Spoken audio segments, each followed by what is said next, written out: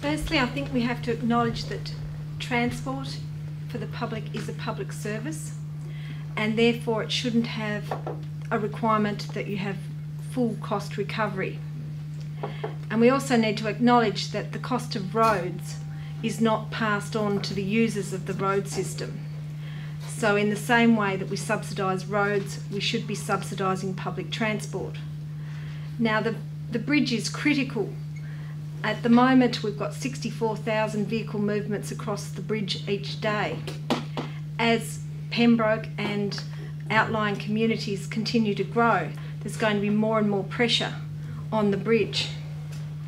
So we need to think about new ways of doing things. Certainly we need to upgrade our metro system. We need some fuel efficient buses. I know they have solar buses in Adelaide, for example, and we need smaller buses for the weekends and for less popular routes. We need park and ride facilities for those coming from outlying areas such as Sorell, where they can put their vehicles and then continue on into the city on public transport. We also need to investigate the use of fast ferries. We've got this fabulous waterway out on the River Derwent, and we could have ferries that zigzag up and down the river.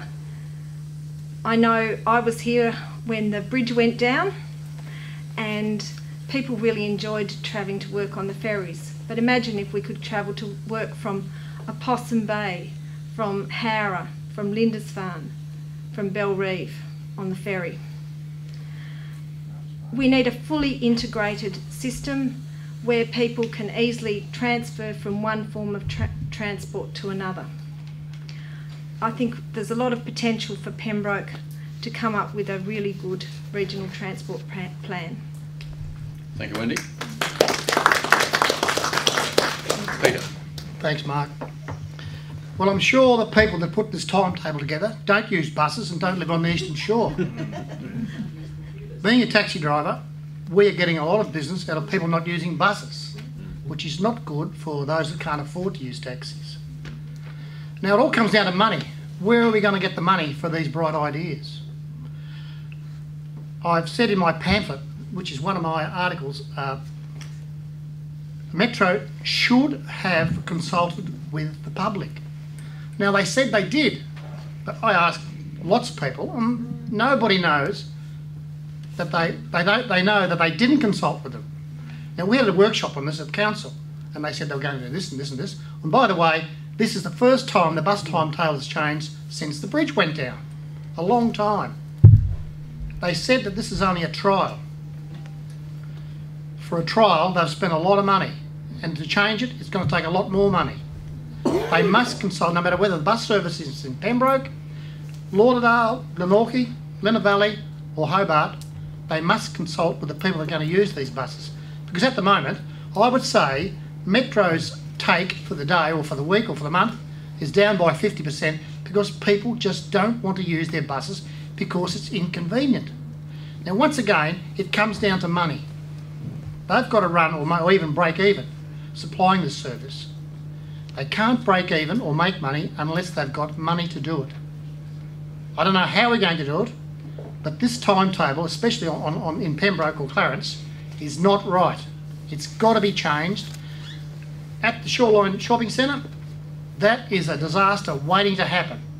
Where the buses parked there across the front of the shoreline there, very dangerous. Someone is going to get killed there, and I've contacted Metro without any response. We don't want a disaster to happen there. Any changes to Metro, the public must know about it. Because what's the point of putting a service out there if no one's going to use it? Now, we've got people that live along East Derwent Highway, they can't get to Eastlands because there's no bus that goes along there to pick them up. Mm-hmm. One ratepayer rang up and said, oh, I'm 65 years old, I've got to walk 200 or 300 yards. And the reply was, well, we expect you to walk half a kilometre to catch a bus. Metro must get it right. If they don't get it right, they'll be out of business. Thank you. Thank you, Peter. Sharon. I strongly agree with all the points that Wendy has brought up. We do need an integrated system. Some months ago, my partner and I went to Brisbane, and I was very, very impressed with the system there. They have ferries, they have trains, they have buses, and they're all integrated. If you buy one ticket, you can hop onto the ferry, go zigzag, down the river, and then you can also hop onto the buses, and then you can hop onto the trains as well. So that system, I was really very impressed with the public transport system in Brisbane. And about the timing of the buses, why buses are late? Because we don't have bus lanes. If we have bus lanes like in other countries, the buses will always run on time. Because if we have bus lanes, there is no congestion to face with. The buses will always run and stop, pick up passengers, and go right to the required destinations. And we need more bike lanes, because instead of, like, for example, in Denmark, the government is trying to get rid of car parks in the city. But here, we are doing the reverse. We are making mistake after mistake. Ali Sultan is building more and more car parks in the city. That is not the solution. The solution is park and ride, like Wendy have suggested. We need less car park in the city to avoid congestion, more car parks outside the city, so that people can ride by bicycle or jump onto a bus and then enter the city without driving into the city and parking there. Thank you. Thanks, Sharon. Richard. Mr. Chairman, last October I attended a public forum convened by Metro Tasmania and it was an invitation to the public on the Eastern Shore to attend.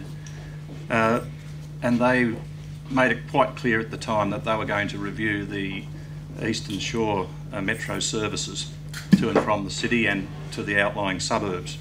And they made it quite clear to everybody present that there was going to be some streamlining, and it would be much more efficient and much more beneficial to the people to be able to use the service. I believe the people at that forum who were advised by Metro, and they were out in strength, they had 3 of their senior people there, and they advised that there would be a better service and it would be in the interest of the public. Since then, that has not happened. In fact, it has got to a stage now where many senior people who have relied in the past on the system, no longer does it provide the service that they expect. The answer that Metro has responded to and has said, we are going to review this for a 3-month period, and at that time we would look at all the submissions and make the necessary changes. It's getting very close to that time, and it'll be very interesting to see what may come out of it. I believe that from public pressure, and it has been absolutely huge from all quarters, that there will be changes, and I hope that those changes will be for the betterment of the community. I might add, Mr. Chairman, that Metro is probably moving more towards a fee for service and is probably getting caught up under the regulator to impose higher costs and so on, which is further going to disadvantage the community. I would like to make a point about the ferries. In 1989, Mr. Mackay made that comment, and it was one of his prominent election promises, and I stood in that year, in that particular election, when he said we've got to do more about the ferries. The ferries are uneconomical, unfortunately, because of the constraints that people and the very nature of Tasmanians who like to take the shortest distance between 2 points, and they prefer to travel by vehicle. Unfortunately, we don't tend to try to look towards using public transport. There are so many vehicles on the roads these days that it's just it's absolutely cluttering our streets and so forth. So the short answer to this is that unless the Metro can do something about providing a service and the government to prop up the operations of Metro, then I believe the future is not going to be very bright at all.